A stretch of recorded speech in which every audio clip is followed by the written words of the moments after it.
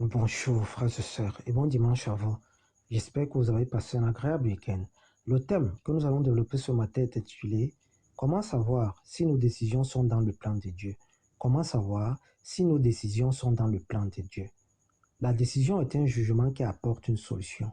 La décision est l'action de se décider. Tandis que le plan de Dieu est le schéma tracé par Dieu pour ses enfants. Le plan de Dieu, c'est ce que Dieu veut que nous soyons dans ce monde. La vie est faite de choix, d'opportunités à saisir, des décisions importantes à prendre en toutes circonstances. Et chaque décision que nous prenons a des conséquences, bonnes ou mauvaises.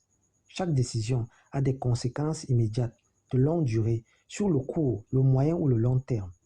Nos choix nous exposent toujours, soit vers la bonne direction, soit vers la moins bonne. La bonne décision est en harmonie avec les lois de Dieu. Elle est porteuse d'une merveilleuse espérance. La bonne décision porte de bons fruits. Elle a recours au Saint-Esprit à travers la prière. Elle s'appuie sur la méditation de la parole de Dieu. La bonne décision tire sa source de la patience, de la sagesse divine, du discernement, de la clairvoyance. La bonne décision est l'émanation de la gloire de Dieu, de la lumière divine, tandis que la mauvaise décision nous plonge dans les ténèbres, dans le regret et l'amertume. D'ailleurs, le Proverbe 14, le verset 12 affirme, telle voie paraît droite à un homme, mais son issue, c'est la voie de la mort.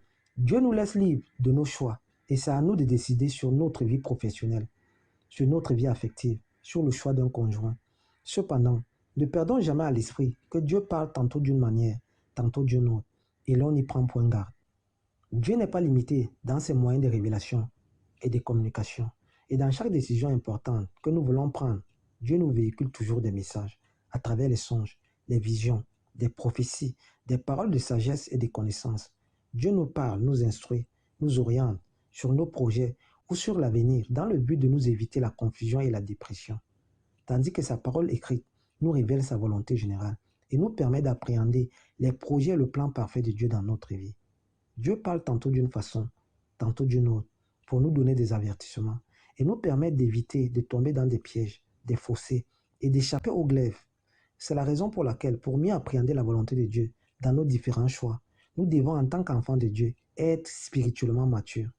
Nous devons être sous la houlette du Saint-Esprit. Nous devons être ancrés dans une vie de prière et de jeûne pour déceler de façon subtile la volonté de Dieu dans nos choix. Prier avant d'entamer un projet, prier avant de prendre une décision importante nous permet d'être éclairés.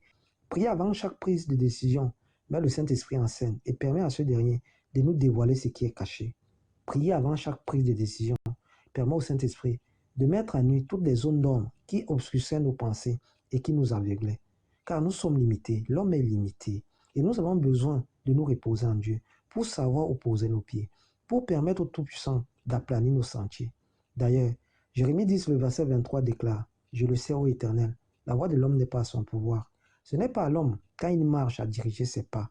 Ce n'est pas aux enfants de Dieu de guider leurs pas. Ce n'est pas aux enfants de Dieu de prendre des décisions importantes sans au préalable consulter l'Éternel, sans au préalable être canalisé par le Saint-Esprit. » De façon simple, pour savoir si nos décisions sont dans le plan de Dieu, nous devons d'abord nous appuyer sur la parole de Dieu, car cette dernière canalise, oriente, enseigne. La parole de Dieu présente la volonté générale de Dieu dans la vie de ses enfants que nous sommes. L'Écriture déclare, dans 2 Timothée 3, le verset 16, « Toute Écriture est inspirée de Dieu et utile pour enseigner, pour convaincre, pour corriger, pour instruire dans la justice. » Au moyen de sa parole, Dieu nous révèle sa personne, sa nature, ses œuvres et sa volonté.